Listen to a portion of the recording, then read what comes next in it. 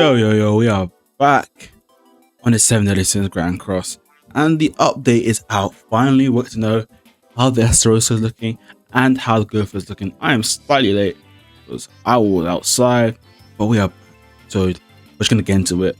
I'm gonna go through it quite quickly, not trying to waste too much time, and let's see if they're looking good. Firstly, new hero. I think this is the Fortnite Self-Apocalypse Gowther. Looking cool. We actually get to finally. This is the first time we've seen the actual Gowther in any animation in any playable character, so that's kind of cool. Hopefully one day they actually just have this character in the game. I don't know why, or the wheelchair one. Obviously it's 600 draw. You can get Green Gowther and Gowther, txsco. But like, do I want to summon on this? We'll see how good he is. If he's really broken, I'm gonna have to do it. Obviously I'm free to play, so I can't just spend willy-nilly, so I might not, but for the most part he's a cool character. Let's just see how it is, and we'll get to the character in a bit. But firstly, Ella evolution for Estarossa, the OG Estarossa. Shout out to this guy, because we need to actually start giving LRs to the old units, the ones that actually need it. Like some characters, like Brunhild got hers way earlier than Brunhild got hers earlier than him, which makes no sense to me.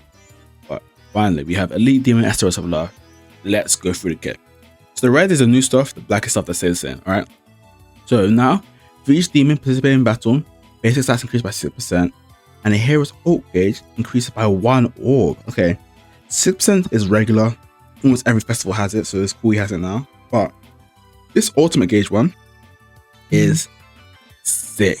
I can't lie, thinking about it, the ult rush is going to be insane, because if he's in a team, let's see, so for every ally, it didn't say including himself, so you're gonna give him 3 plus the one you start with, which is 4.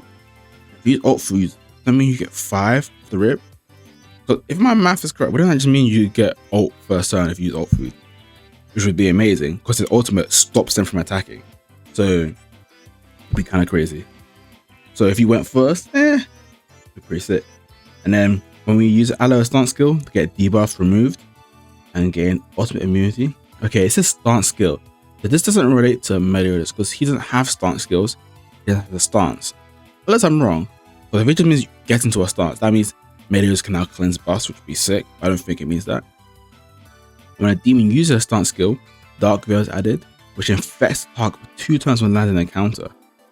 Okay, that's pretty good, because for the most part in my mind, I don't think any of the characters really have innate debuff immunity apart from like Subaru. Okay, my mind's not thinking as fast as what's gonna happen, but that's pretty good in case like txsco, Merlin, Meliodas, they attack you. You can now counter and put infects on them. They can no longer heal from like doing damage. That's pretty good. And while Dark Veil has is a online, you gain 1 orb in the ultimate move when using an attack skill. So basically, if you use your counter and then you use a single target, you get 1 orb. Okay, so basically, I think the whole gist for this character is just to ult rush and to stop them from using any attacks. Because obviously, his ultimate stops them from attacking, and then it will allow you to use your ultimate if they ever do try an attack. And when an ally is assuming a stance, the hero's final damage taken from counters and enemy skills increased by 40%. When a demon ally is assuming a stance, the hero's final damage taken from counters and enemy skills increased by 40%. I think this includes Meliodas. This is assuming a stance, not using a stance skill. So when a Meliodas gets into a stance, you take less damage from counters and enemy skills. But for the most part, whenever he is in that stance, for the first time at least, he's immune to counters anyway, so it's really effective. So I think that's mostly for him. So that's just him to like survive the meta nowadays, because I can't lie, from the looks of it, even if they put his counter up, unlike Belly, if like let's say Meliodas or txsco, Merlin or Subaru use a single target on them, without that he'd probably just die straight away. So it's good that they have that to just help him survive a bit longer. Right, his first skill gets erosion damage equal to 500% attack on one enemy and fills ultimate move gauge by 2 orbs. Okay, so this is just guaranteed to show that it's all about ult rushing. Just to get his ultimate, stall out, and then the other person can't use that attack. And then skill 2 full counter, assume stuff for 2 turns that taunts enemies and inflicts coil damage equal to 600% of attack when taking damage taunt, Estarossa, and quell dealt damage plus 50% per active stance itself. Can't lie, this is actually good because think about it now. He now takes less damage when he's in his stance. He's now gonna do Blight Infect, and he's also taunting. So he's gonna do the job that LRDN does, but for the demon team. So you can no longer just target melee and try and kill him because you'll be attacking him. Also, when you attack him, melee still counters regardless. So now you're gonna get 2 counters off instead of 1. This could be actually really good if his counters now do damage, because it just says here damage dealt plus 50% for active stance stealth. I don't know how we're gonna stack that up, but again, let's say you have 1, you get 50% more damage. Hopefully this does actually do a lot of damage. Hopefully. I don't want it to be like just mediocre damage. I want it to be like Scold level damage. Alright. So hopefully that works out. Alright. So just costume set. You get LR grade. Okay, just LR weapons, fair enough. Who's this for? Eskimo. Why is Eskimo getting another LR weapon? What did he do to deserve it? And then the Holy Relic. For each damage demon ally participating in battle, damage taken decreases by 20%. And when the hero is assumed a stance, attack related stats up by 30%, and all ally enemies defense related stats decrease by 20%. Okay, that seems really good. Think about that. He already takes 40% less damage from stances in his passive now. And with this, he takes an extra 20%, but now this is team wide. Wait. For each team ally participating in battle, their damage taken decreases by 20%. So if there's 4, is that 80%? Okay, that's really strong. They're gonna be extremely tanky. And then when he gets a stance, he now gets attack related stats up, which means he'll do more damage, and their defense related stats go down. Okay, that seems really good to me. I think if you have any, it's probably gonna be Estarossa, any of those materials left, immediately get him in. I'm perfectly fine.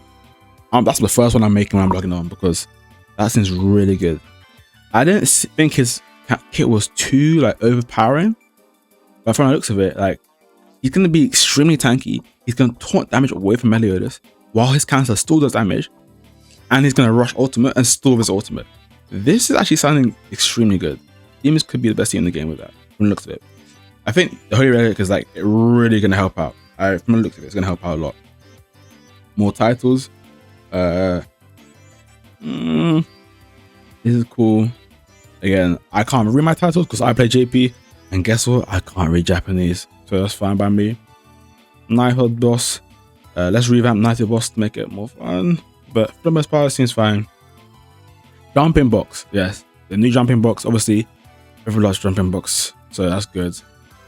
These rewards, and you get the Eskimo Merlin costume, perfectly fine. Part 2, you get Sin. If you didn't get him first time, he's amazing. It's not like super good character, but it's amazing you get him. Box CC.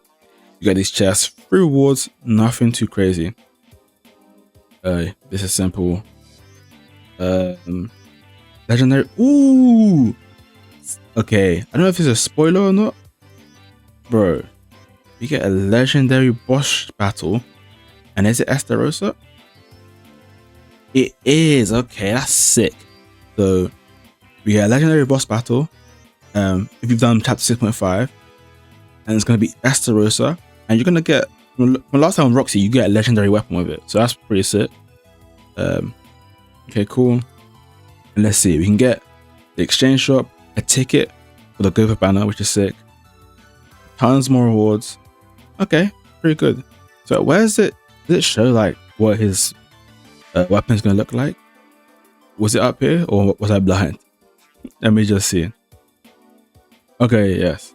This is for him. Okay, that looks really good. Alright, cool. Alright, so that's sick. Because legendary boss battle obviously is a new boss, kind of like final boss type thing. That's pretty fun. So that's another good PvE game mode. An event boss, I'm pretty sure this is a rerun, so you know, I've thought about reruns. I like them to be different, but they've done a lot. Okay, they changed the Tower of Trials.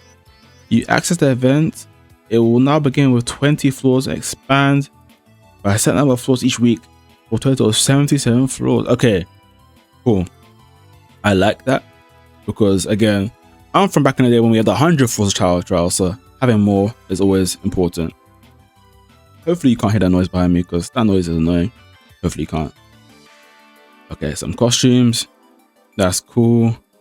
Bundles. Okay. Let's go see Gowther because new heroes. There we go. Okay, let's just see. Ooh. Okay. Is my internet gonna work? Okay. We're gonna leave it. That's fine. We're gonna see the animation. See another time. Let's see his skip. For each applicable ally, the same in battle, basic strats increased by 7%. Okay, so 70 cents for Koa. When a hero enters the battle from the secondary slot, so it's going to be a back character, 2 debuffs are removed, and the skill ranks are increased. When applicable allies skill ranks are increased, the message. What the heck is this passive? When enemies skills. Okay, so when enemy skills ranks are increased, their defense related stats decrease by 30%. Okay.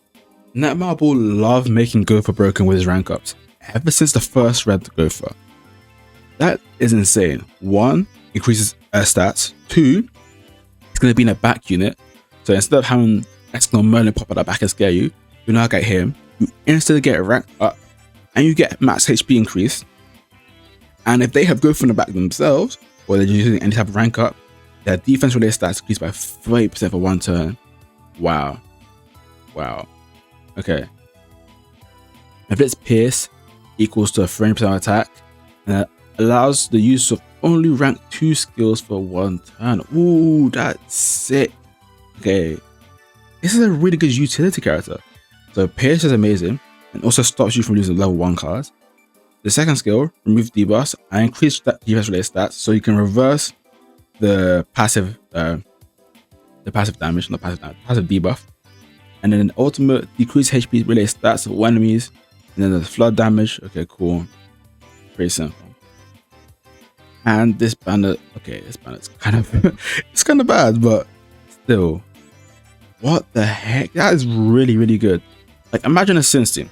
You have Meliodas, Merlin and Eskimo, and it's probably one in the first slot. You can put Barn, you can put King in the End, you can put Elliot Yan, put Eskimo. No, you can't. Yeah, that's going to work. You can put any of those guys and then put this guy in the back. Let's say you're facing another Meliodas and they one shot and you're going second and they one shot one of your characters. This guy comes in now, he ranks up all your cards and now you can wipe out their team. This seems really, really good. Me personally, as a free to play, I possibly might not summon just because this banner is so terrible and there's a chance collabs are coming out. I still want to summon a melee banner because, again, that's just so much good value. It's just such good value. And it's not really worth it at this point. But this character, hopefully, in the free tickets I get, I can just get him because he looks sick. To be just a Sins back unit. I don't really know what Foco team I could use with him.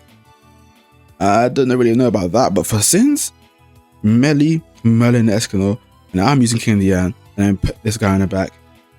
That sounds really good. I mean that if anybody dies, a serious threat comes out. Oof.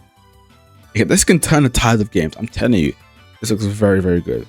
But again, me personally, as a free-to-play, I don't have the gems to summon on his banner and not get him.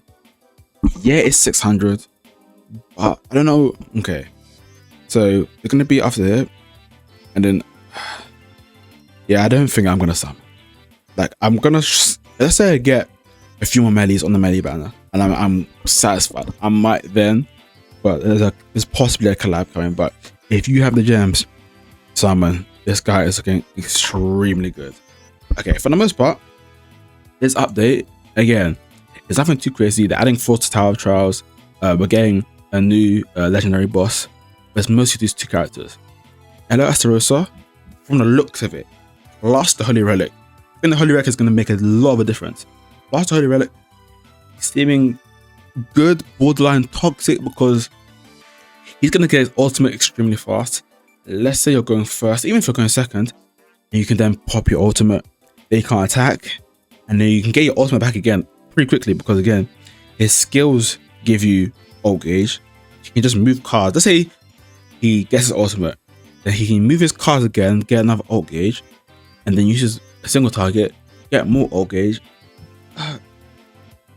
and then uses counter. You can't attack melee. Melee still counters you back. This seems very good. From the looks of it, seems very good. And then this guy also seems very good. The only thing is that everybody probably already has Estarossa, and not everybody has Gowther. So, yeah, me personally, I don't think I'll summon on this guy because just gems speaking, it's not worth it. If I had the gems, I'm definitely. But me personally, I'm not going to. But this Estarossa could change the game. Could change the game. Overall, this is looking like a good part 2 update. I'm telling you, is this part 2 or just easing us in?